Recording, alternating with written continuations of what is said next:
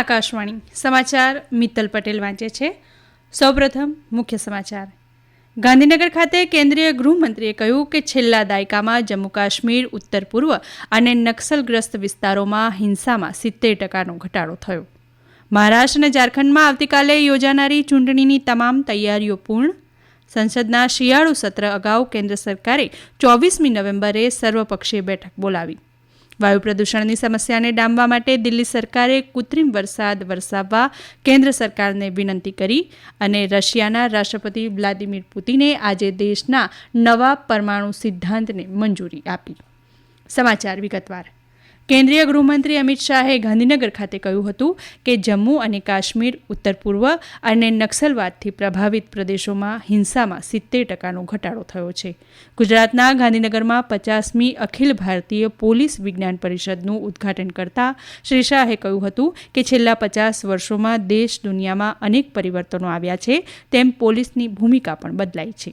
Bureau of police research and development અને રાષ્ટ્રીય રક્ષા શક્તિ યુનિવર્સિટીના સંયુક્ત ઉપક્રમે યોજાયેલ આ સંમેલનમાં બોલતા કેન્દ્રીય ગૃહમંત્રીએ જણાવ્યું હતું કે નાર્કોટિક્સ ઝડપવામાં પણ નોંધપાત્ર કામગીરી કરવામાં આવી રહી છે.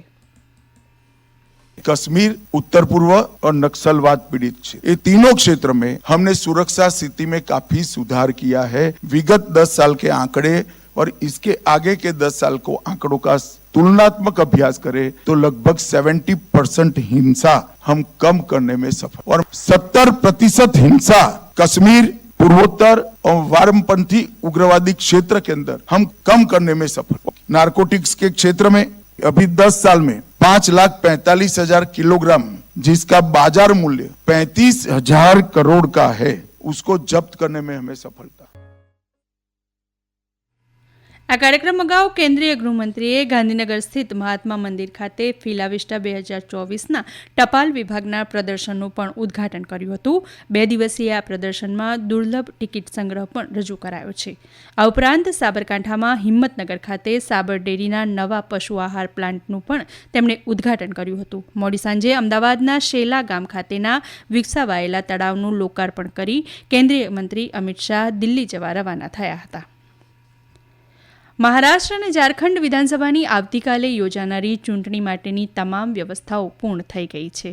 મહારાષ્ટ્રમાં એક જ તબક્કામાં તમામ 288 બેઠકો માટે મતદાન થશે. સત્તારૂઢ ભાજપની આગેવાની હેઠળનું મહાયુતિ ગઠબંધન રાજ્યમાં સત્તા જાળવી રાખવા માંગે છે, જ્યારે મહાવિકાસ અઘાડી પુનરાગમન કરવાના પ્રયત્ન કરી રહ્યું છે. ચૂંટણીમાં કુલ 4,136 ઉમેદવારો મેદાનમાં છે, જેમાં 2,086 અપક્ષ દાવેદારોનો સમાવેશ થાય છે.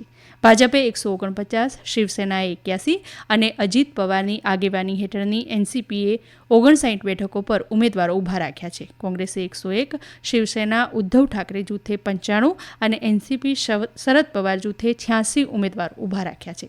બહુજન સમાજ પાર્ટી અને એઆઈએમઆઈએમ સહિતના નાના પક્ષો પણ ચૂંટણી લડી રહ્યા છે. દરમિયાન આવતીકાલે ઝારખંડમાં બીજા અને અંતિમ તબક્કામાં 38 બેઠકો માટે મતદાન થશે.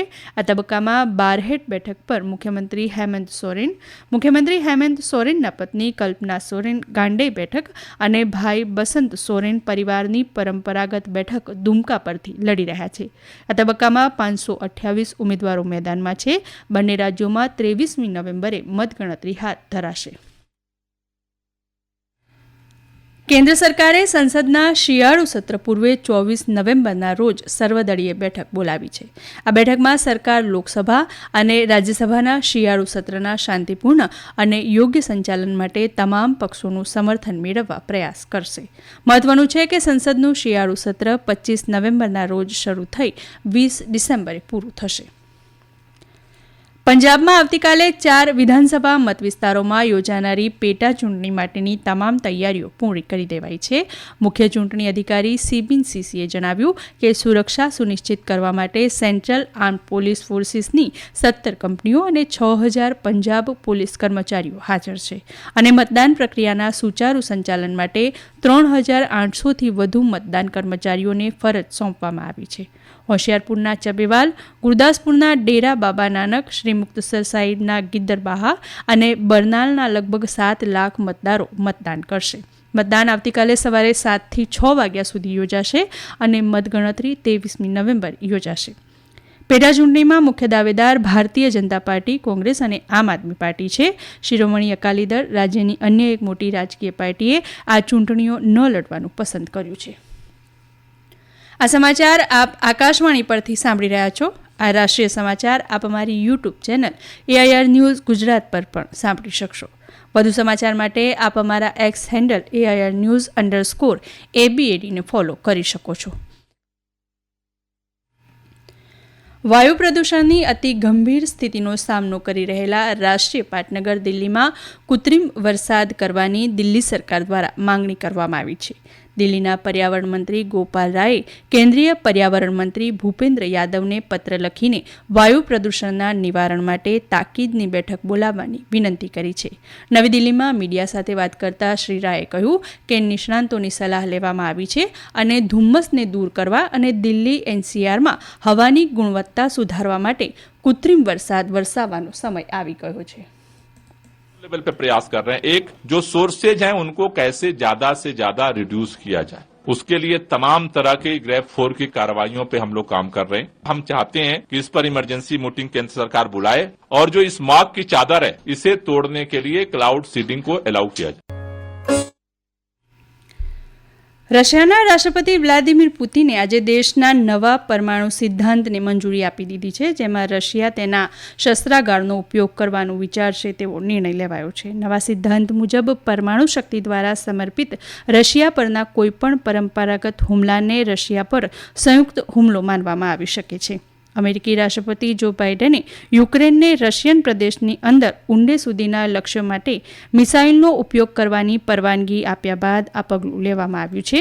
દરમિયાન યુક્રેન અને રશિયાએ એકબીજાના પ્રદેશોમાં હુમલા કરવાના દાવા કર્યા હતા. ભાજપે આજે પાર્ટીના મહાસચિવ વિનોદ તાવડે પર લગાવવામાં આવેલા કેશ ફોર વોટના આરોપને ફગાવી દીધા છે. ભાજપે કહ્યું હતું કે વિપક્ષ મહારાષ્ટ્ર વિધાનસભા ચૂંટણીમાં તેમની સ્પષ્ટ હારનો અહેસાસ કરી પાયાવિહાણો આરોપ લગાવી રહ્યો છે. નવી દિલ્હીમાં મીડિયાને સંબોધતા પાર્ટીના પ્રવક્તા સુધાંશુ ત્રિવેદીએ જણાવ્યું હતું કે શ્રી તાવડે પાર્ટીના સ્થાનિક નેતાઓની બેઠકમાં હાજરી આપવા માટે નાલાસોપારામાં ગયા હતા. તેમણે કહ્યું કે આવી બેઠકો પાર્ટી કાર્યકર્તાઓને મતદાન પ્રક્રિયા અંગે સૂચના આપવા માટે કરવામાં આવી છે.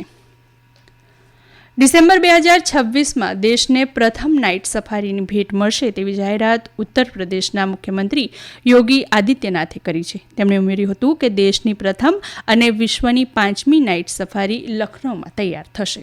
સૂચિત કુકરેલ નાઇટ સફારી પાર્ક અને પ્રાણી સંગ્રહાલયની યોજના મંગળવારે મુખ્યમંત્રીને તેમના સત્તાવાર નિવાસસ્થાને મળેલી ઉચ્ચસ્તરીય બેઠકમાં રજૂ કરવામાં આવી હતી. મુખ્યમંત્રીએ જણાવ્યું હતું કે બાંધકામનું કામ કોઈપણ સંજોગોમાં જૂન 2026 સુધીમાં પૂર્ણ થવું જોઈએ.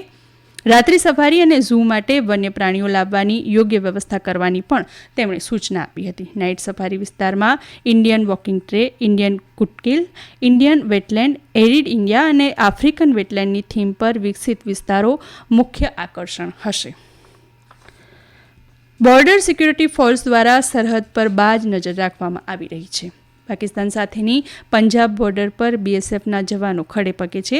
અમારા જલંધરના સંવાદદાતાએ અહેવાલ આપ્યો છે કે માત્ર 2 દિવસમાં BSFએ અમૃતસર, તરનતારન, ગુરદાસપુર અને ફિરોઝપુરના સરહદી જિલ્લાઓમાં હેરોઇનના 3 કન્સાઇનમેન્ટ અને 9 ડ્રોન તોડી પાડ્યા છે.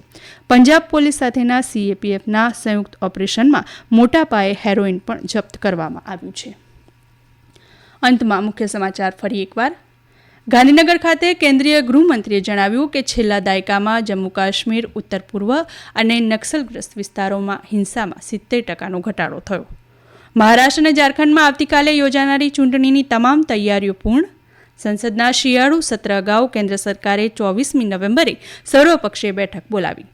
વાયુ પ્રદૂષણની સમસ્યાને ડામવા માટે દિલ્હી સરકારે કૃત્રિમ વરસાદ વરસાવવા કેન્દ્ર સરકારને વિનંતી કરી.